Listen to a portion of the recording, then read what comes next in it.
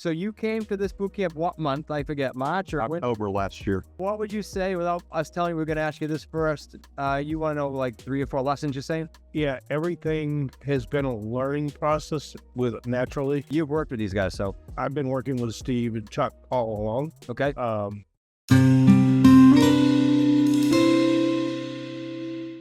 Now that they had their first taken, and they've got a bunch of them in the pipeline, the learning process is like, now I need to learn about the buyers and how that process has been learning all of that stuff.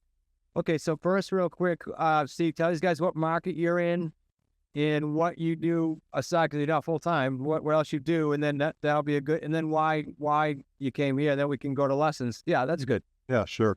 I'm in Mississippi, and we're pretty much working the whole state because the whole state only has 3 million people in it anyway. So you guys got that many within driving distance of you guys. But we work the whole state of Mississippi. Plus, we've been working a little bit in Birmingham, Alabama, through some connections. As they said, I came in October. I actually came as an apprentice, and we upgraded while we were at boot camp to starter. And so we've been working with Rick since then. The thing we learned from boot camp right off the bat was be consistent.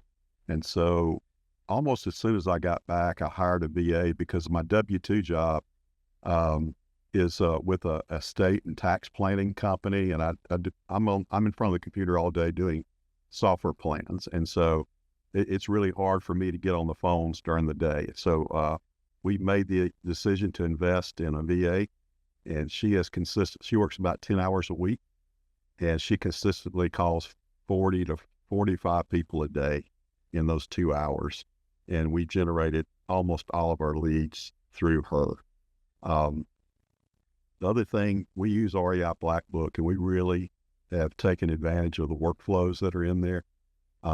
We follow them. Of course, we've updated the language on some of the messaging and things like that to be more local, but we really follow those workflows and sending out letters, especially after first contact. I've been amazed how many callbacks we get on those. So. Okay, so Steve's talking about the form letters, you guys. Form letters. Yeah. Maybe. Particularly ones that have realtors, ones that are under agreement. We've had 3 or 4 of those fall through, and they call us back. We haven't gotten many of them because they tend to list with a realtor really quickly when that happens. But, and then also the ones that just say not now, we'll drip on them once a month. So in your QLS home study, there's 11, Rick, 10 letters that over the years that we used to use because we were just tired of doing the same thing over and over again. So they're just called form letters. You put your logo on them, and it's a free logo for your certification, and then you send them out. Yep. After your calls, depending on what category they fit in. And yes, that's snail mail, not emails. Yes. And Steve and Chuck have been totally plugged into everything.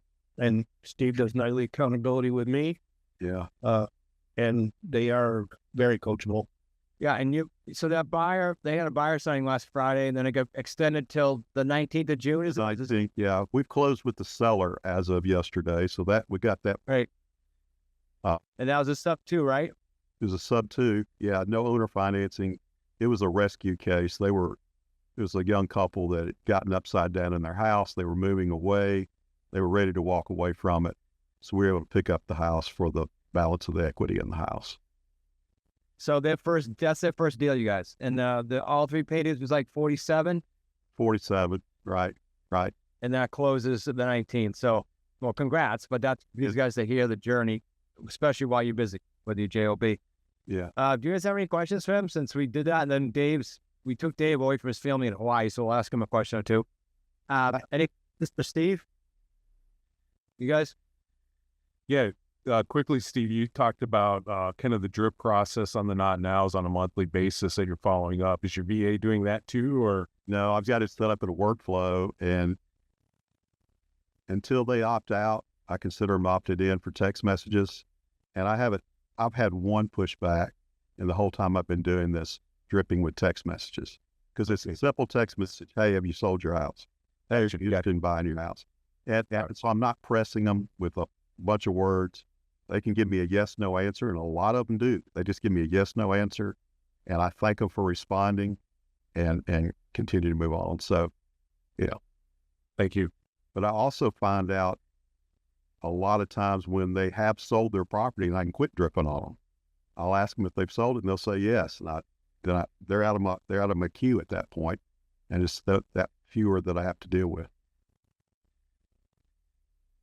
Steve, I got one that's always a good one for anyone in here. Is there maybe one thing you can think of that when you first started? I'm sure there's a bunch, but what comes to mind when I say what was super hard that now is easy or easier?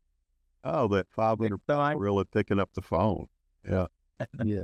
I'm an extrovert. And I still like, when I pick up the phone that first time, it's like, they're going to know I'm a fraud.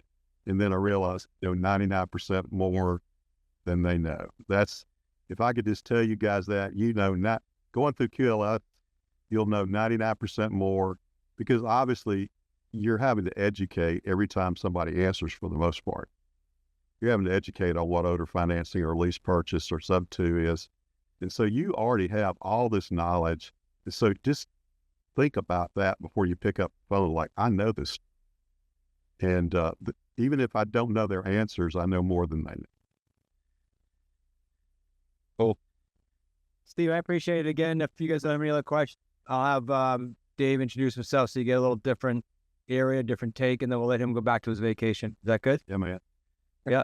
Steve, thanks, buddy. You can hang out, of course, but thank you so much. Yeah, take care. Good news, Rick Morado texted me. He is out of the hospital. His daughter did well. He's going to be on the sit-down, but he won't be here. David, how are you, buddy, on vacation? I'm doing good. Sit down today. Yes, sit down today. Cool. Yep. David, could you do the same? You were here at the beginning, but just real briefly, what you do, what market you're in, and when you started. Yeah, I do on my W-2 job. I'm a full-time accountant, 40 hours a week, 4 days in the office, 1 day at home. Now, when we started, it was a little bit different, but I'm in the central Missouri area, Columbia, Missouri, halfway between Kansas City and St. Louis. So I work all the mid-Missouri area at this moment. I haven't expanded out to St. Louis or Kansas City yet. Thinking about that, but I haven't done it yet. I started QLS 2023. So how long is that? Almost 2 years now. Come on, this year and a half, I guess. This fall will be 2 years. And you came in here, what month? I know you came in here, I just don't know. What month did you come in for boot camp? I came in December 24 last December. Right. You might have been, were you in 90 Day Jumpstart before Apprentice even started? What were you in first? No, I jumped right to starter and did that until March of 24. So, and then I jumped to high 6 in March 24. Got it. Okay. I thought you predated Apprentice. Okay. I'll ask you the same question unless these guys have one. What was hard when you first started that now looking back is really easy? Really, I shows a bunch, but one thing. One thing for me was the confidence on the phone. Just like everybody else, or at the very beginning, you don't want to, so nervous to pick up the phone and just talk to somebody because you don't feel like I didn't feel like I knew what I was talking about, but I really did. I just didn't have the confidence in it.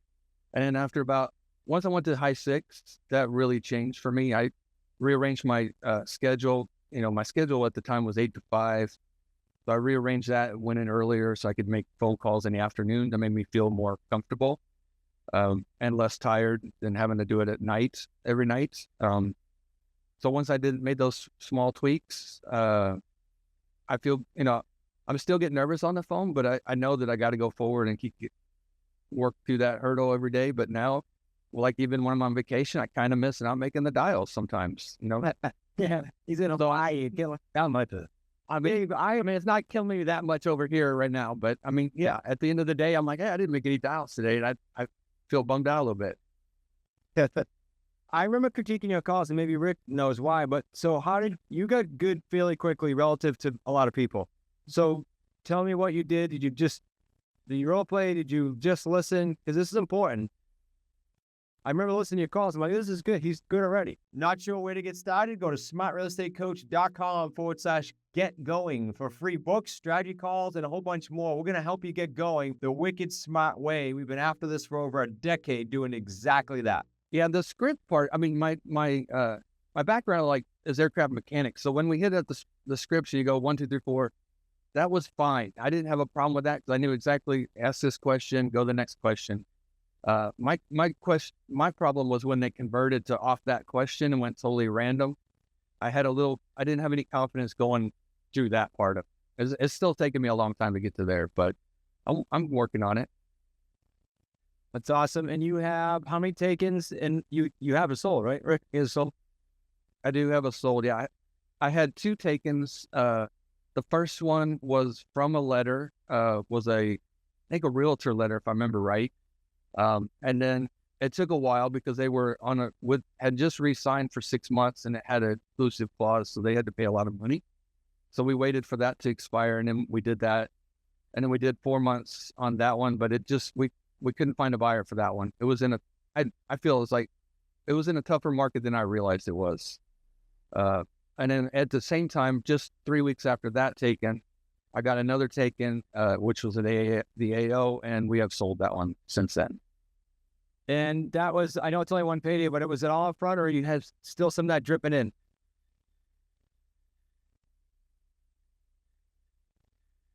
Does that make sense? It was 20 the first one, and then next year will be 4,000 more. Sorry, Doug. So most of it was up front, 26 grand. Cool, right. 26 grand now, and then 4,000 next year. Not bad AO, especially for the first one. Awesome. Do you guys have any questions for Dave? I just want you to hear different, other than me blabbing all day. Helpful? Okay.